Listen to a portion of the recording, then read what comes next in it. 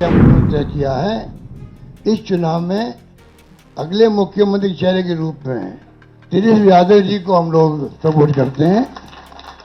मैं ये कह सकता हूं खड़गे साहब, राहुल गांधी जी और तमाम जो साथी बैठे हमारे, इन सब की राय लेकर के हम लोगों ने तय किया है इस चुनाव में अगले मुख्यमंत्री चेहरे के रूप में तेजस्वी यादव जी को हम लोग सपोर्ट करते हैं।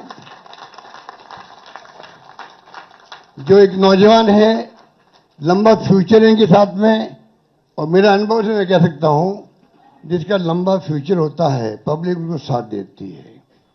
ये नौजवान है, कमिटमेंट रखते हैं। पिछली बार भी जो उन्होंने स्लोगन दिए थे, नौकरी के दो या कोई दो, या जो वादे किए थे उसमें खरे उतरेंगे। ऐसा व्यक्तित्व आपके सामने नौजवान के रूप में आया है। सोच समझ के सबने फैसला किया है। ये नेता के रूप में उत्तरंग मैदान में राहुल गांधी जी ने मिलकर जो यात्रा करी थी, बड़ा इम्पैक्ट है।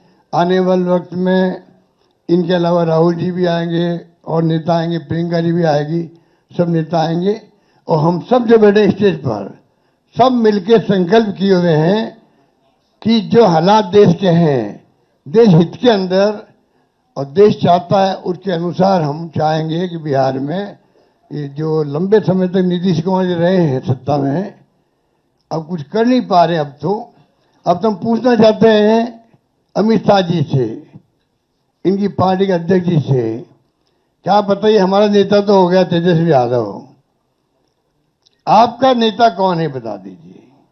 इससे काम नहीं चलेगा कि नीतीश कुमार के नेतृत्व में चुनाव लड़ा जाएगा। अगला मुख्यमंत्री का उम्मीदवार आपका कौन है ये उनको बताना पड़ेगा। ये हमारी मांग है। और मांग क्यों है? इसलिए है, आपने देखा महाराष्ट्र के अंदर जो शिंदे थे वो मुख्यमंत्री तत्कालीन, इन नेताओं ने कहा शिंदे के लीडरशिप में चुनाव लड़ा जाएगा।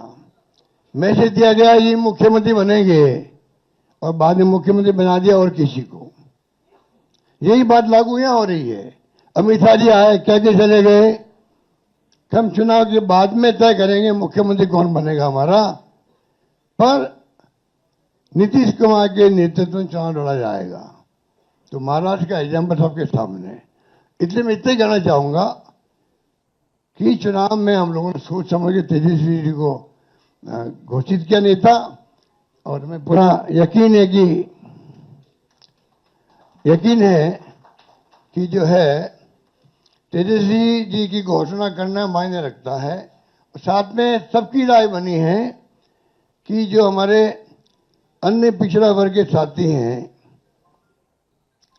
मुकेश सहनी जी, जिनको आप सब जानते हैं, मुकेश सहनी जी, जो एक संघर्ष करते हुए यहां तक पहुंचे हैं, अपनी पार्टी बनाई है, अपनी अकल होशियारी से, अपनी मेहनत से बनाई है, गरीबों के मसीहा के रूप में, अपनी कौम के मसीहा के रूप में उभर के आए हैं।